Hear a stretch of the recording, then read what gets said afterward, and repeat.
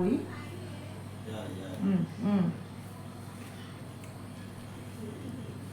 ဘယ်ဦးသွားလဲကိုဒီမှာလေခြေချောင်းလေးတွေသွားတယ်နည်းနည်းတိခံမေးဦးနော်ခြေပြားရောက်လားခြေပြားရောက်လားရောက်တယ်နော်ခဏလေးနော်ရပြီနားပါလားနားနော်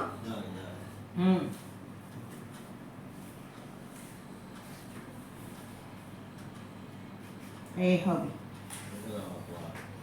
ခဏလေးနော်ရတယ်ကိုကြီးပက်လက်လန်ပေးပါအောင်ခဏလေးဒီမှာဆော့ဆော့ဖနှောင်းတန်တုံးလို့တဘူတော့တော်တော်ခက်တယ်ဒီမှာအပေါ်တက်လာလို့ရပြီနော်ပထမတော့ကလေဒီလိုခြေထောက်ကိုလှန်တင်လိုက်ရင်လေဒီဖနှောင်းကြီးမှာဆွဲထားတယ်လို့ခံစားရတယ်လေ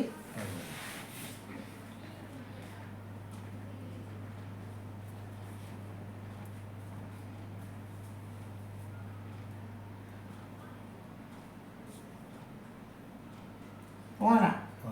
ဘယ်ထိသွားလဲပြောပါချိန်မချိန်မလေးသွားတယ်ဟုတ်ဒါလေးခြေထောက်ချောင်းသွားနော်ကဲ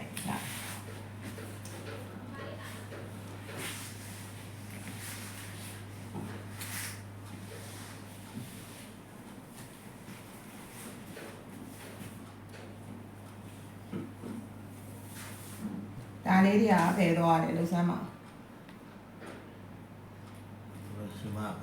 ချိန်မသွားတယ်ဟုတ်တယ်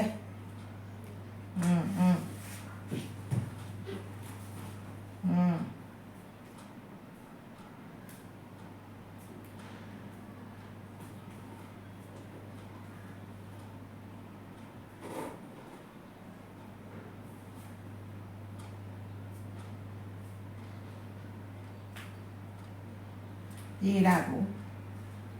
ဒါလေးနေနေတာပြေးတယ်လို့ခံစားရတာ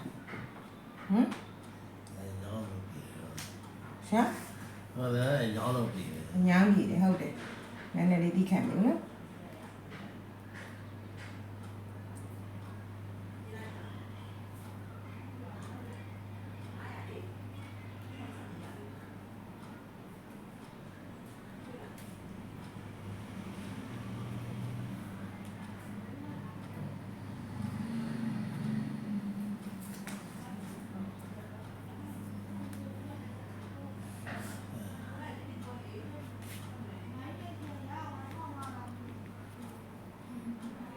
မင်းစားထားတာကြာပြီ